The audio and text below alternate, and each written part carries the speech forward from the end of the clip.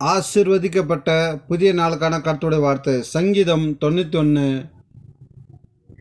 உன்னதமானவரின் மறைவில் இருக்கிறவன் சர்வ வல்லவருடைய நிழலில் தங்குவான்.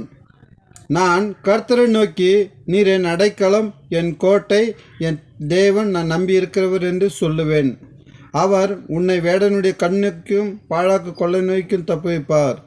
அவர் தமது சிறுகளால் உன்னை மூடுவார். அவர் செட்டைகளின் கீழ் அடைக்கலம் புகுவாய்.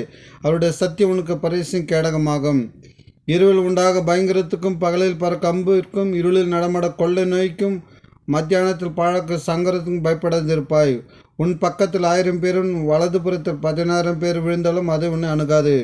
உன் கண்களால் மாத்திரம் நீ அதை பார்த்து துன்மார்க்கு வரும் பலனை காண்பாய். எனக்கு அடைக்கலமாக இருக்கிற உன்னதமான கர்த்தரை உனக்கு தாபகமரமாய் கொண்டாய். ஆகையால் பொல்லாப்பு உனக்கு நேரிடாது, வாதை உன் கூடத்தை அணுகாது. உன் வழிகளெல்லாம் உன்னை காக்கும்படி தம்முடைய தூதர்களுக்கு கட்டளையிடுவார். உன் பாதம் கல்லில் இடாதபடிக்கு அவர்கள் உன்னை தங்கள் கைகளில் ஏந்தி கொண்டு போவார்கள். சிங்கத்தின் மேலும் விரியின் பாம்பின் மேலும் நடந்து பால சிங்கத்தை வள சர்ப்பத்தை மிதித்து போடுவாய். அவன் என்னிடத்தில் வாஞ்சி இருக்கிறபடியால் அவனை விடுவிப்பேன். என் நாமத்தை அவன் அறிந்திருக்கிறபடியால் அவனை உயர்ந்த அடைக்கலத்தில் வைப்பேன். அவன் என்னை நோக்கி கூப்பிடுவான், நான் அவனுக்கு மறுத்து அருளை செய்வேன். ஆபத்தில் நான் அவனோடு இருந்து அவனை தப்பிவிட்டு அவனை கனப்படுத்துவேன். நீடித்த நாட்கள் அவனை திருப்தியாக்கி என் ரட்சிப்பை அவனுக்கு காண்பிப்பேன். கர்த்தர் தாம் ஆசீர்வதிப்பார்.